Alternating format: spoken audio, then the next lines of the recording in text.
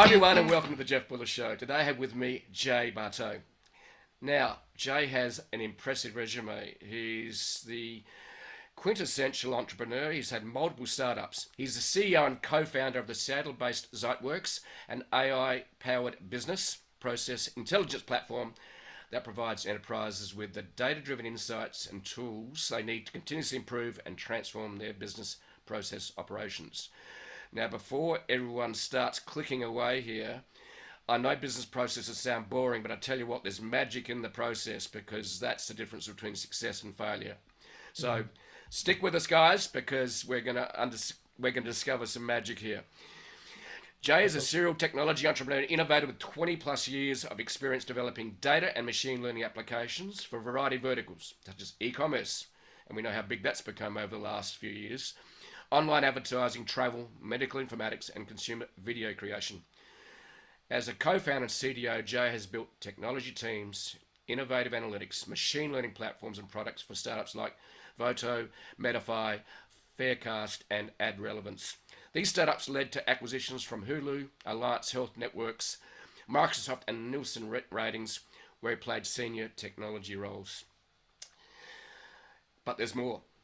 Prior to Zeitworks, Jay was the CTO and managing director at Madrona Venture Labs, where he helped to create and incubate nearly a dozen exceptional startups, providing support expertise across a number of different areas of startup creation, including ideation, customer discovery, and validation, data collection, design and procurement, product development, and the list goes on. I won't go into all of them.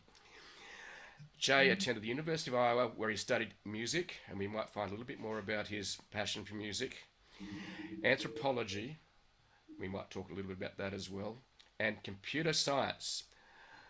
I think we're going to be talking more about computer science's application to business because business has changed a lot over the last few years. So Jay, welcome to the show. Thanks, Jeff. Really appreciate it. Looking forward to our conversation. So Jay, you said you grew up in the period of grunge music and you attended the University of Iowa where you studied music and anthropology and computer science. So let's talk a little bit about the music passion. Yeah. How did that start? It started when I was a kid. I had older brothers and sisters who were, growing up in the 70s and 80s, had, all the records of all the big rock bands. And, as a young kid, like 8, 9, 10 years old, I loved the music. I was a little bit of a hyper kid. So I was always kind of banging my hands on the table and kind of dancing along to the music. And in school came up that we needed to all choose an instrument for the school band. And so I chose the drums, much to the chagrin of my family. I procured a snare drum and started beating it wildly at home, driving everybody crazy. But, it was a great way to get energy out. And, I've always had a good sense of rhythm. And so I really became passionate about the drums, playing all through middle school and into high school and starting to play semi-professionally in high school and into college, and really thought that I was going to be a professional musician at the outset of my adulthood. So was there a hero that you wanted to be growing up as a drummer? Were you inspired by a drummer? Certainly several drummers from, again, big rock bands from the 70s and 80s. John Bonham from Led Zeppelin, Stuart Copeland from the Police, Neil Peart from Rush. I mean, so many great drummers from that era. They were just incredibly talented, and even when I started getting part-time jobs, in high school, every other week I would pick up my paycheck and jump on a bus and go downtown in Chicago to the drum store and procure some new piece of equipment. So, and that kid is still inside me. Sometimes I just will get a wild hair on a Saturday afternoon and head down to the music store. Of course, I'll tell my wife I'm going somewhere else because, I've got enough gear as it is. But yeah, that passion for gear and music is still very much inside. Yeah, I totally get that because very coincidentally, as we discussed earlier, my son was a drummer, and I remember going to many drum shops and going, "Why do you need a $300 new piece of equipment? Oh, Dad, this sounds so much better." I'm going, "Really? I Yeah. can't pick that." Um, Uh, so I totally get it. And are you still friends with your neighbours? I am, but I've learned to find other ways to play music and express that level of creativity through other instruments as well. So in high school, even though I was primarily a drummer, I picked up the guitar and got really passionate about guitar playing, and then the Yeah, bass and a little bit of keyboards here and there. yeah, But I like being a multi instrumentalist. mm, And this kind of ties into some of my startup life because I very much consider myself a generalist. yeah. Even though I'm a technology person and have a lot of depth there, I'm really happy most when I'm wearing lots of hats. Okay, I'm wearing a technology hat, I'm wearing a marketing hat, I'm wearing a sales hat, etc. And same with music. I'm happy when I'm playing some drums, I'm playing some guitar, I'm playing some bass, I'm singing, I'm composing. That definitely crosses over into entrepreneurship. yeah. Okay, so that's the perfect segue to. All right, so you're passionate about music, thought you're going to be a professional musician. Um, and there's always a 15-year-old inside all of us. Sorry. Um, so where where's the inspiration to start the entrepreneurial journey? Was there a aha moment, or was it just I suppose, a slow evolutionary process? Where did the inspiration come from? I think it was probably a bit of a slower evolutionary process. I'm a very creative person, and everything I do has some element of creativity to it, including entrepreneurship. Um, just bridging the gap real quick between music and computer science. Hmm. Back in college, I was doing some music production on multi-track tape machines. And you got to remember, and I'm sorry I'm dating myself, but this is kind of late 80s. And I was laying down guitar and drum tracks on these cheap multi-track tape recorders. And it was a pretty bad experience. They're pretty crappy. And a college roommate said to me, you should go down to the computer center at the university. They'll lend you the money to buy a personal computer where you can do Well, more sophisticated music production with MIDI sequencers and yeah, keyboards and so forth. And I was like, someone would lend me money? God, they must be out of their minds. But I marched down there and picked out an early Macintosh computer. yeah, And I think they were $2,000, which was an incredible amount of money, but I could pay it off over time. And I took it home and just kind of got obsessed with this thing mm, as the ultimate instrument. I could compose music on it, I could write papers on it, I could draw and paint, you name it, even back in those days, pre-internet. And so I started doing music production on them, and I don't know what happened. Maybe this was the spark that mm, just sort of hit me like a lightning bolt. But at some point, I got the idea into my head that I could program it. I could mm, make up my own programs and make them do what I wanted to do. And so I started thinking about this, and I talked to that same roommate again and said, I'm thinking about programming this. What do you know about that? He said, "Oh, you can't do that. That's really, really hard.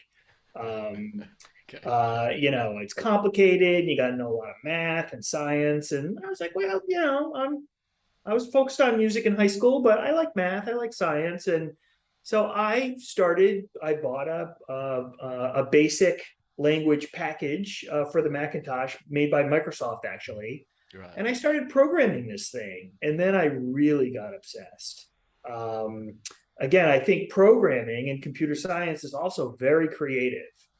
As much as maybe people think that it's all structure and math and so forth, it's very creative. You can just create all kinds of interesting programs, and I got into graphics, so I'm a very visual person too. And so next thing I know, I changed my major to computer science, and my life took a really hard right turn.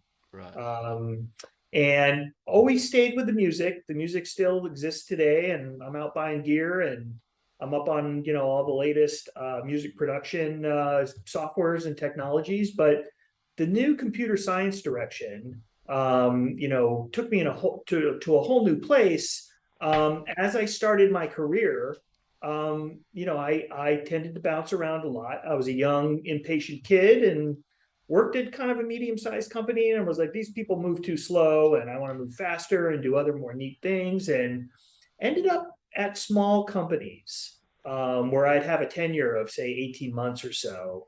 I remember my dad telling me, like, oh, you got to stay at companies longer. Nobody likes anybody who moves around. But I think I was kind of the early generation of tech people who were bouncing around from experience to experience. And, eventually really started settling into actual startups that were venture backed, venture funded. And the internet in the mid 90s was starting to blossom and take off. And so I got kind of caught up in that whole wave. And really, ever since then, I've been a serial tech entrepreneur. And worked a lot with venture capital, and just, really learned that whole game. By the late 90s, I started getting interested in data and machine learning, which was also just kind of starting to blossom, formerly known as AI technology. Interestingly, it's called that again now. It's interesting to be old enough to see these cycles of these terminology. But I didn't mean to, but I ended up kind of riding this wave of data, machine learning, provide some kind of transparency or value for either consumers or business users. And I've just kind of been rinsing and repeating that ever since. So that raises the next question for me. So you've been bouncing around. You've had a ton of experience, and the generalist Jay has seen a few, nooks and crannies and across all parts of the business. Yeah. So, how did you start your first business? And what inspired that? Well, the first startup where I could actually call myself a co-founder, I was paired up typically in the early days with business people. So I met a guy, I was introduced to a guy in 1998, I think, who was an advertising guy. He came from the traditional advertising world, and he, in his career, was suddenly faced with buying ads and ad campaigns on the internet. And so he found that in the offline world, there were books you could buy and data you could get in printed form, which would sort of tell you approximately who was advertising what and where across TV and radio and other traditional media. Well, no such thing existed for the internet. There was no way to know who was advertising what and where on the internet. Again, late 90s. And so, being a software guy and a creative guy, I got introduced to this business person, and we put our heads together, brought in a few other co-founders, and built the first online advertising measurement service. We basically would crawl around to different websites, looking for things, HTML objects and so forth that look like advertisements, and we'd pull them down, and then we would try to classify them. This is an ad about computer hardware, or this is an ad about a service, or what have you. And so we built this service and system, and got venture backing and started getting customers. And next thing you know, we were acquired by ultimately by Nielsen NetRatings, first by another company called Medify. But there was one kind of interesting thing that ended up being a bit of a theme in my career that I kind of stumbled into working on AdRelevance, and that is that we were providing transparency into an area where there was no transparency before, with data and with analytics.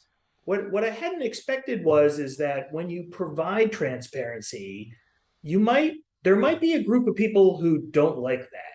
And benefit from there being a lack of transparency. Yep. So, the story I always like to tell here is that at the time, Yahoo was the king of the hill, and they had all kinds of pages and all kinds of advertisements. from third parties, but also their own advertisements that they would run on their site.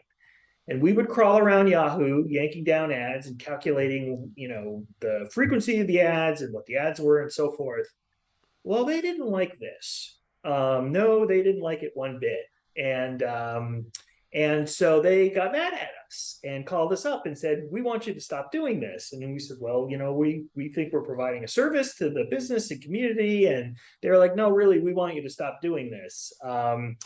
And we got a cease and desist letter, and then they tried to shut off our crawling technology, but we just sort of went around it. But it was sort of a first lesson to me that when you're democratizing information and providing transparency into new areas, that you're onto something when you're pissing somebody off, when you find you're pissing somebody off. Yeah. Yeah, there's a lot of stories of small startups being bought or all around the world. I'm trying to remember. I think it was a TV series about it recently. And the big end of town's got the money and the muscle and the pockets to scare people, scare small businesses. So how did you solve that? Was it just by you got good advice from lawyers? How did you solve this? Well, I think I'm not sure we ever solved it, but we persevered. Um, there were sleepless nights, though, where we were Yeah. scared. And I have another story about the airline industry and a company we did called Farecast that I co-founded with a faculty member from the University of Washington, where a similar thing. We were providing transparency into airline prices and whether an airline price was going to go up or down in the future before the plane took off. And turns out that airlines use revenue management systems to optimize the price of an airplane ticket to sell it to the right person at the right time. Mm-hmm. And we developed algorithms that would predict, based upon a number of underlying factors, probably things like demand and other things that were happening in the system, to say, like, if you want to go to Boston, from Boston to Seattle on this particular date, the price is 500 right now. Will it go down to 400 before the plane takes off? It's an inherently perishable product, so it's an interesting problem. And so we were pretty successful at making these predictions. Again, there were some airlines that didn't like it.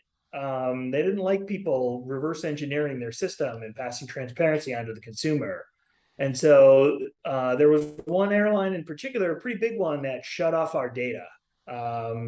And there were some really scary nights where, it's like, well, I think we can get by with this one airline shutting us off, but what if the rest of the airlines do this? What if they all go, yeah, we're mad at these guys and we don't like the transparency they're providing, so we're going to shut them off too.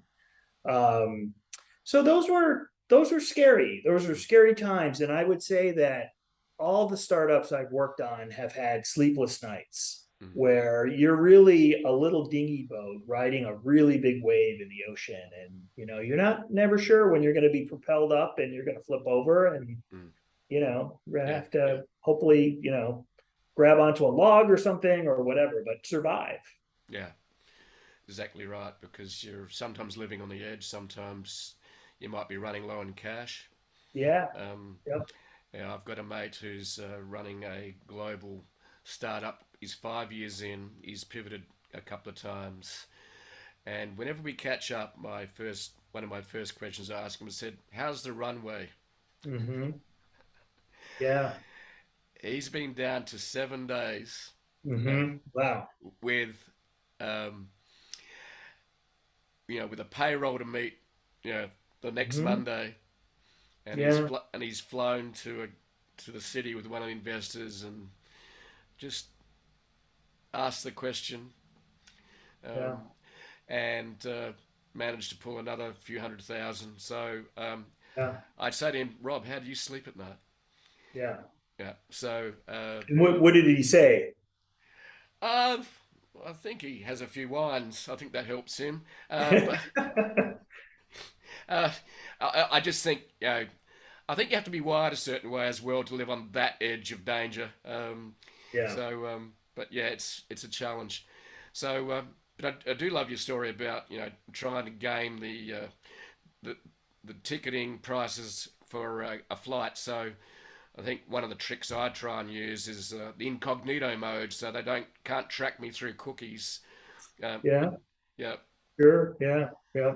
but it's a challenge at the moment trying to get the right price because they're just going up and up. So yeah, Yeah. Well, I'm glad I wasn't running this business through COVID because, that was, I'm sure, an exogenous shock to the system. yeah, And no predictive model based upon historical data would probably be able to reason with that. So, yeah, those are all risks too. yeah, I heard that a lot of recommendation engines, which are ubiquitous with internet services, really struggled to suddenly see this very different change in demand, yeah. um, and needing to run around and fix those things was, I'm sure, a challenge for a lot of Mm. companies. And that raises another interesting area of being an entrepreneur is timing can be almost everything. Yeah. So, are there any stories that you can share, or a story regarding good timing and bad timing? I'd be intrigued. Is there anything on your event horizon in the past that has been where you go, shit, I got the timing really, really good, Yeah. or my God, I got it really, really wrong? Um, Yeah. are there any stories that you can reveal there?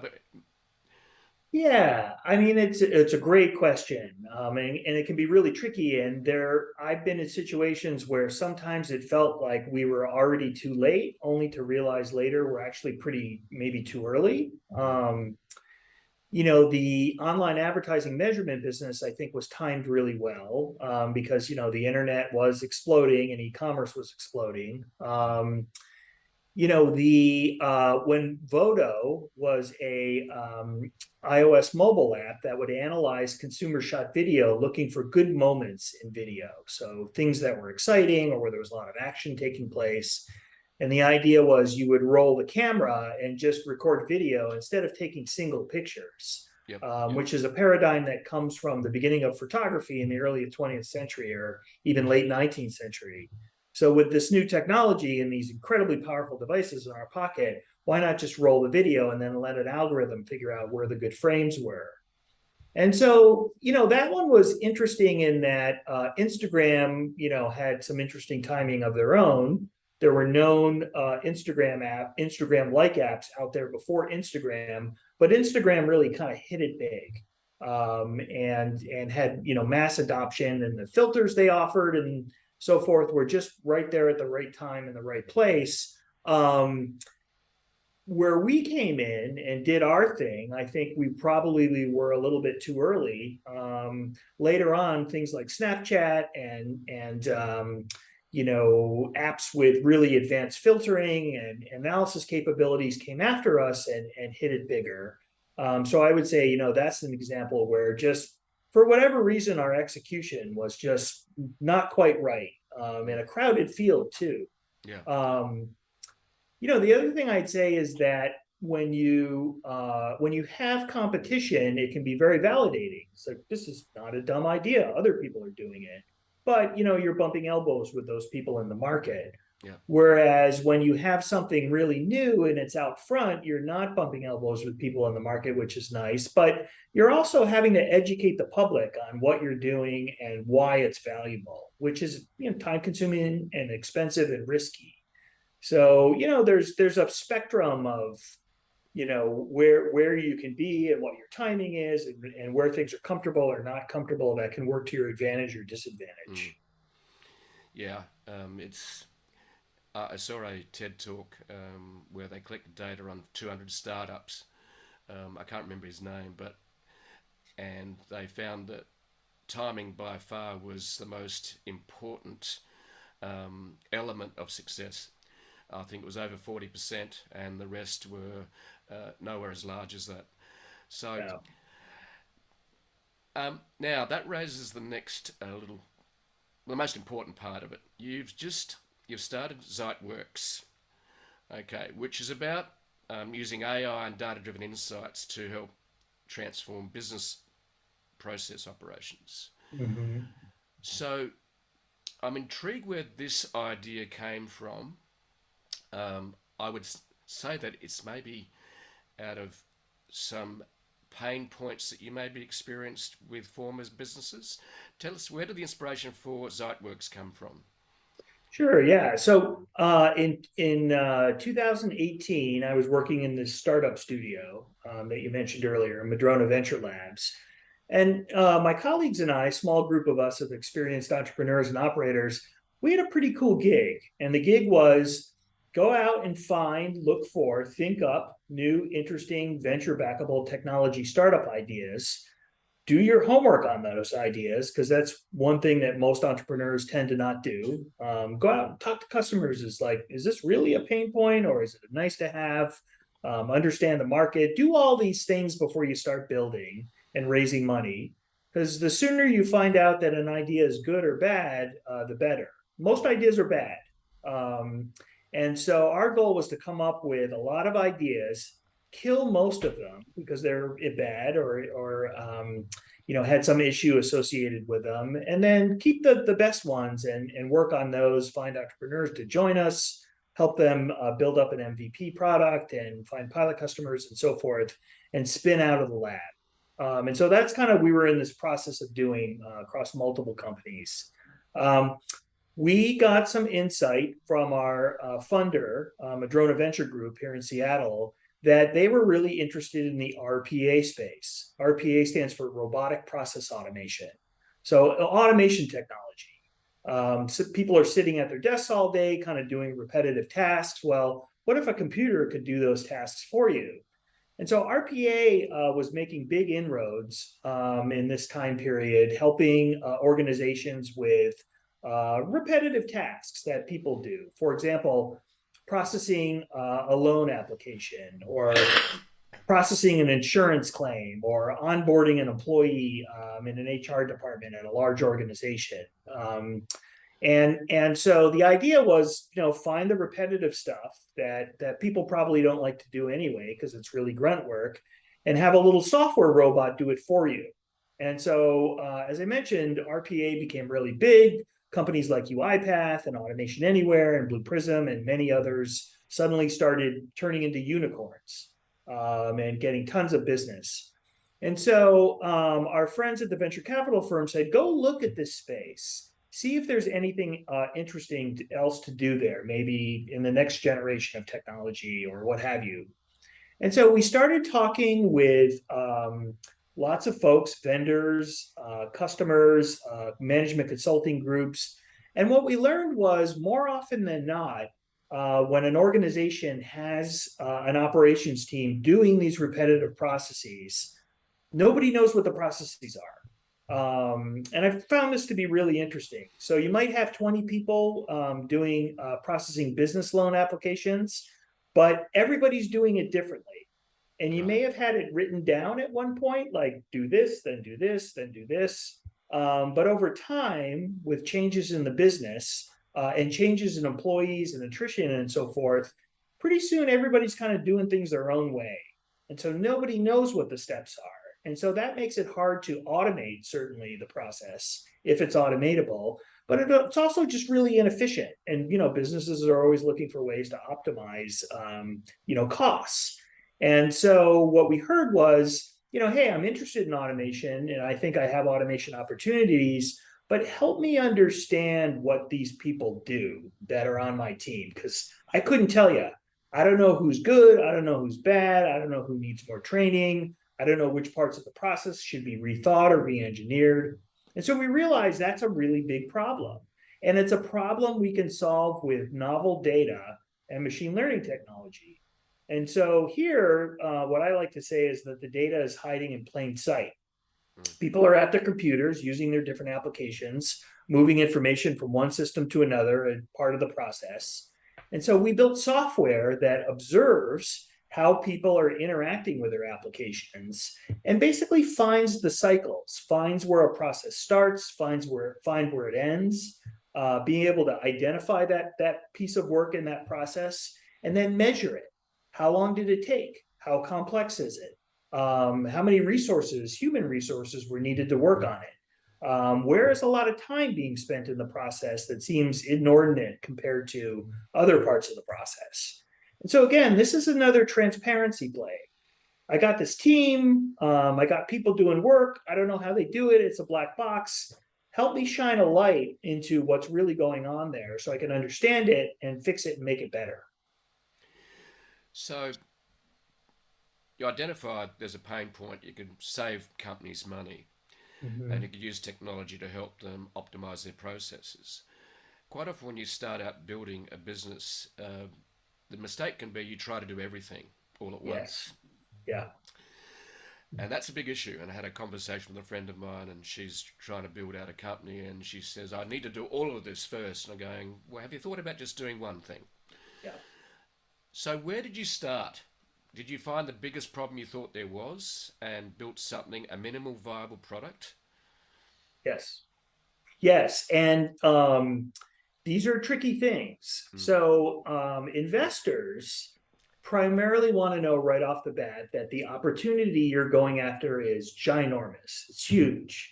Um, the total addressable market, as it's known, is a really big number, billions and billions of dollars. But they also know that if a startup, the phrase we use here is tries to boil the ocean, that they'll fail because they'll end up not doing anything right.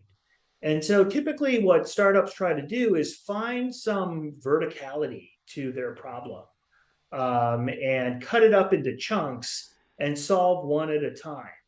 And so the verticality can be all kinds of things. Oftentimes it's an industry. So let's figure out healthcare first, or let's figure out financial services, or if it's a consumer idea, some segment of the consumer population. Let's nail teenagers before we go on to college students or something. Um, what comes to mind with that statement is Facebook and Mark Zuckerberg focusing on college students first.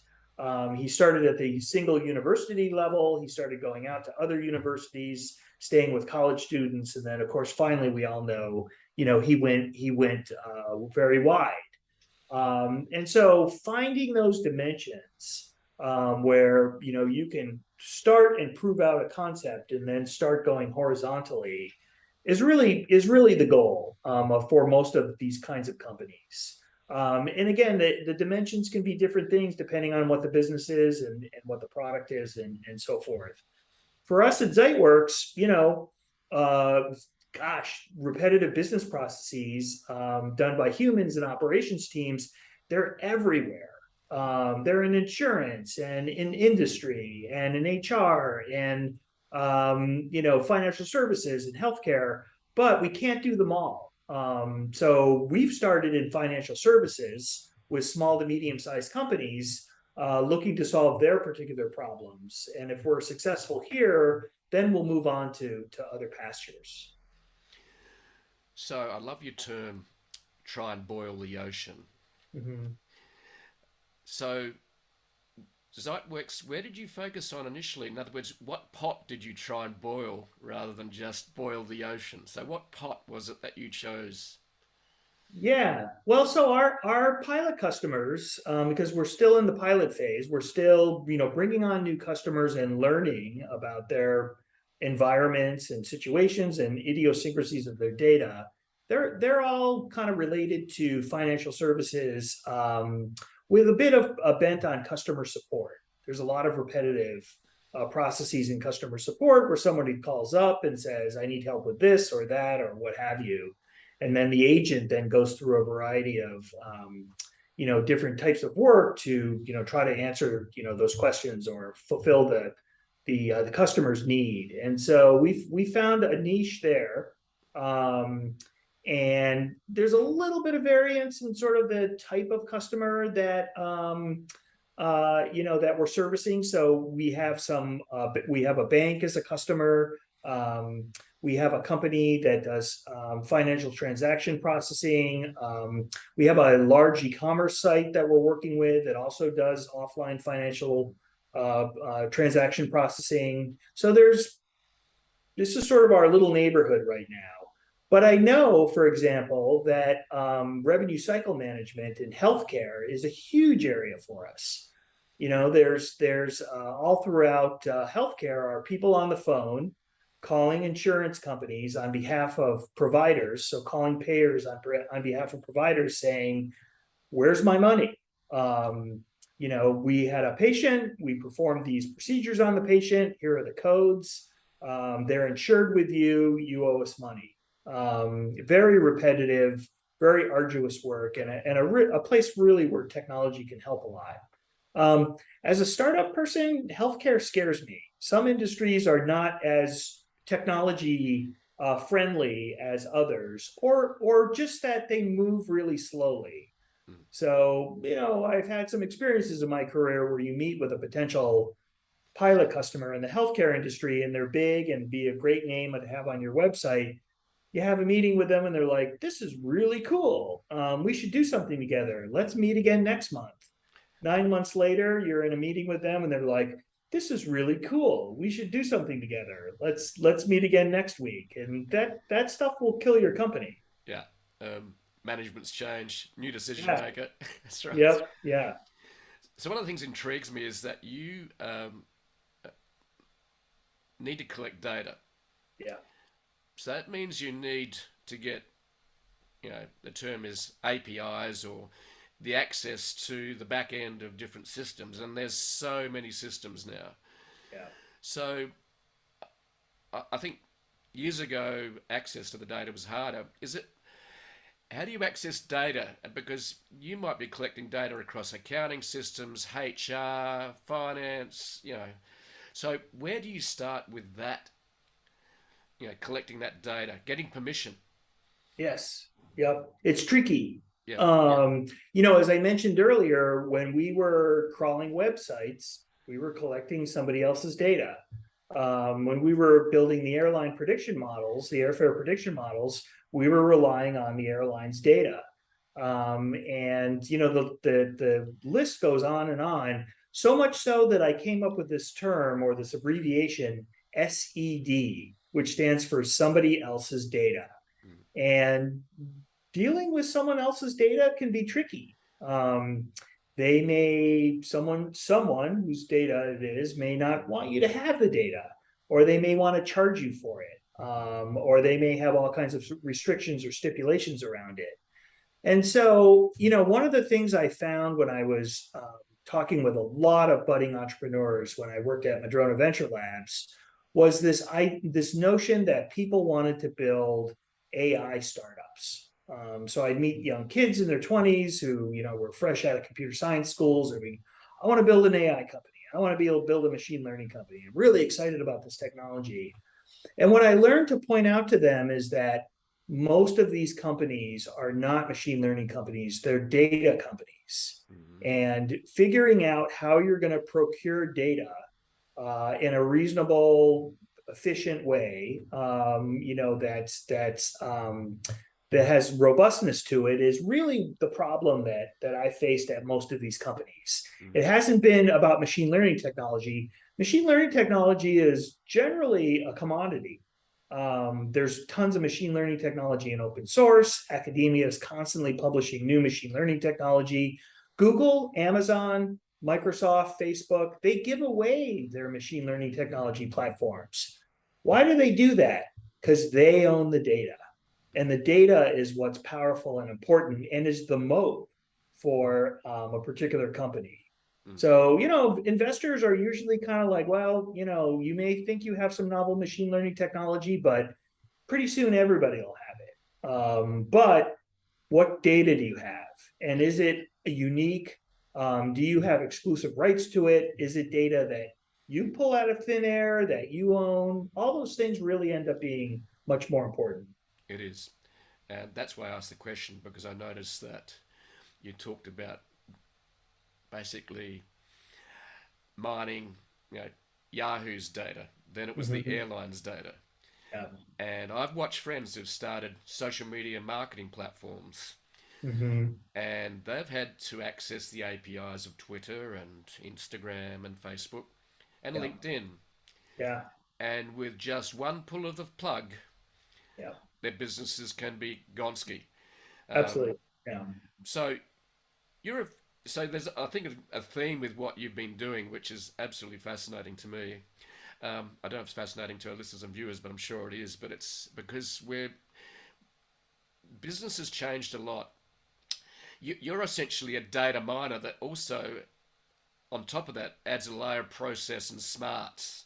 So you're both the miner as well as the producer. Mm-hmm. So you need to get access to the data, Mm-hmm. and that's complicated. Number two, the next part is how do you make sense of that data? And you've got to do this in a cost efficient way. Yeah.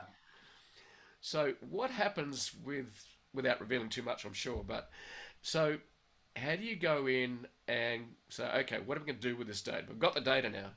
Yeah. Um, Now we're to connect the dots and make sense of it, and then maybe put it in a format that can be used. Yeah. How's that? Tell us a little bit about that journey. Well, that's, it's a great question. I mean, that's usually where a lot of the work is. Mm-hmm. Again, thinking about all the young data scientists I meet, who have just come out of school or what have you, they want to build models. They want to train models. They want to do inference. They want to do predictions. They want to do forecasting. But usually, most of the work is pre-processing the data to put it into a form that the signal in it is obvious, and those machine learning models can find that signal. And a lot of this work is, it can be a little mind numbing and boring, but it's also a lot where the art and creativity comes in. And so, there's an expression out there that real world data is messy. There's a lot of data sets that people who are learning about data science can use to experiment with and so forth. But when you're really pulling data, raw data, out of a consumer or a business, or a machine or what have you, oftentimes it's noisy, it's missing values. It has all kinds of problems with it that first require a lot of manual grunt work to go in and figure out, okay, how do I measure this data in a way and take those measurements and turn them into features for my machine learning model. And again, it can be time consuming. It's kind of an art. It's a little bit of a science, but it's also an art. And it ends up being where a lot of the work is. And I think, I'm generalizing here, but I think most data scientists would probably agree that 80% of the work of building a machine learning model or a data science model is in data pre-processing and data prep. And that can be sobering to someone who realizes when they're in their first data science jobs, like, this is actually what most of the work is, and I'm not totally sure I like this. Yeah, it looked great in the lab, but Yeah, shit, now I'm actually in the real world and I've got to really deal with dirty data. dirty data. Yeah. Yeah. So I'm aware that we've got a hard stop coming up for you to get onto another appointment. So a couple of questions, and then we'll just finish up. Number one, what have been some of your biggest challenges? Is the first question I'm going to ask is, and what gives you the most sense of joy and fulfillment? So let's deal with what have been some of your biggest challenges that have kept you up at night along your journey? Yeah. I think the biggest challenge is, I'll just mention this first, just because we were just talking about it, is, access to data. And a fear that the result of my analysis of somebody else's data is going to result in someone saying, well, you can't have my data, or I've just decided that you can't have my data. And so I'm going to pull the plug on you. That certainly has been some big challenges. I mean, I think the biggest challenge for any technology entrepreneur is just time. And time, of course, and money are deeply linked. And so, when you have some money, whether it's your own bootstrap money or an investor's money, you have only so much time to build the right thing, get it into the right hands, start monetizing your product or service. And things always take longer than you want them to or expect them to. Customers move more slowly. Engineering problems turn out to be harder. Cloud costs or other compute resources you pay for turn out to be more expensive. And so that balancing act of having the right people on the right team and the right timeline and building the right minimum viable product to get the right signal from the potential customer out of it, and doing it all in the time frame that you have, which is always very limited, is really the biggest challenge. And it's hard to get it right. You mentioned timing earlier.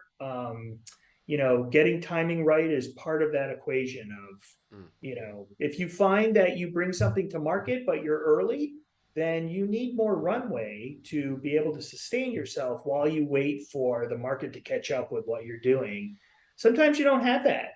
And sometimes, you may have to shut something down only to look back a few years later and go, the market's ready for my product now, but I got the timing off. Yeah. And I think that raises a very important thing for business, is that if you've got the ability to hang in there and persist and play the long game, in that timing can show up, as you mentioned. So, I've been involved with a company, Shuttle Rock in New Zealand here for the last 10 years, and we pivoted twice, and I was on the board, and we managed to be around long enough to stumble into an opportunity, and that came down to just being able to play the long game and having the investors believe in you as well, and I think that's the important part. Absolutely. But trying to work out what's important and where you spend your time reminds me of, I just read a book by Seneca, and there's a little essay he wrote called The Shortness of Life. Mm-hmm. And he talks very much about spending your time on things that matter. So very short little essay, but it's important. And that's hard to work out sometimes when you... Hard to do.